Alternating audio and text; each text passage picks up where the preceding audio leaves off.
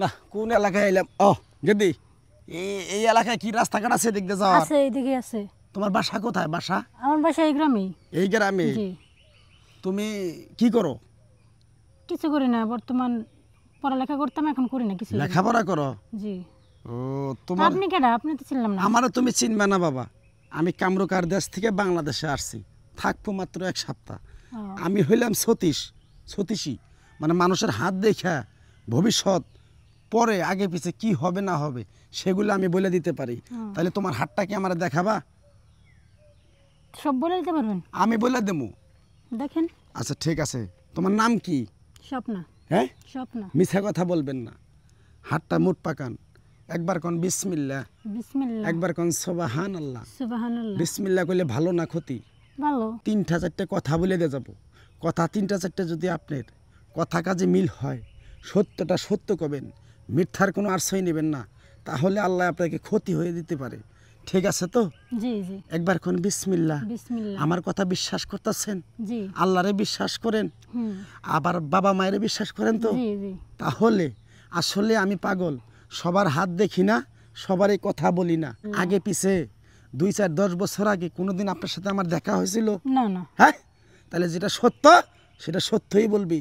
একবার কর সুবহানাল্লাহ। সুবহানাল্লাহ। এর আগে তুই অনেক ছেলের সাথে প্রেম ভালোবাসা করছত, 2 4 10 দিন, 1 সপ্তাহ, 15 দিন থাইকা ওই ছেলেটা তোরে ঢোকা দিয়া চলে যায়। কথাটা ঠিক না ব্যাঠিক? ঠিক। একবার কর সুবহানাল্লাহ। তোরে আরেকটা কথা বলে দে যাই, মাস দেড়েকের ভিতরে তোর একটা বিয়ে হতে পারে, কিন্তু এই বিয়েটা তোর টিকবে না। তোর দ্বিতীয় যে বিয়েটা হবে সেই বিয়েটা সারা জীবন তোর টিকে যাবে। কিন্তু আরেকটা কথা বলে দে যাই, তুই যে আগে এক ঘরে সংসারে 1 মাস সংসার করবি, ওই জামাইয়ের ঘরে তোর একটা বাচ্চা আসবে। এই বাচ্চাটা তুই ওই পরের যে স্বামীটা, ওই স্বামীর তুই দাবি করে করবি যে এটা স্বামী তোমার হয়েছে। তুই এইটা করবি, বিশ্বাস আছে তো? পাগলের কথা বিশ্বাস করতাছ? তোর আরেকটা কথা বলে দে যাবো, মন খারাপ করবি না পাগল।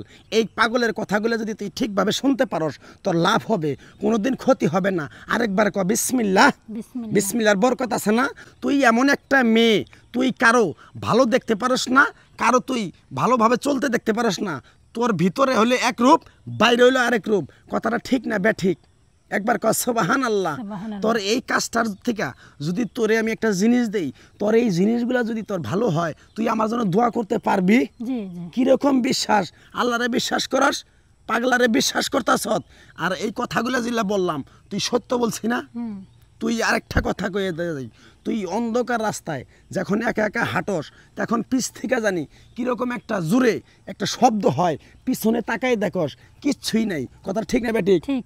হ্যাঁ, তুই খুবই সরল সোজা।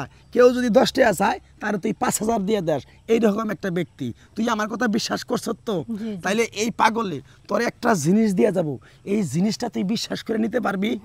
আমার জিনিস সবাই নিতে পারে না, সবার কাছেই যায় না। তোরে আমি মন থেকে একটা ভালোবাসে একটা জিনিস দেবো, এই জিনিসটা তুই নিতে পারবি?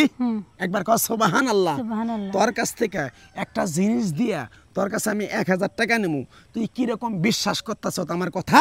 কিরকম আল্লাহরে বিশ্বাস করস? তোরে বলার সাথে সাথে বিসমিল্লাহ কইয়া তুই 1000 টাকা পাগলার দিতে পারবি? হুম, পারবো। একবার কর বিসমিল্লাহ। বিসমিল্লাহ। বিসমিল্লাহ বলার সাথে সাথে তুই 1000 টাকা বাইর কর, তোর একটা জিনিস দিয়ে যাবো।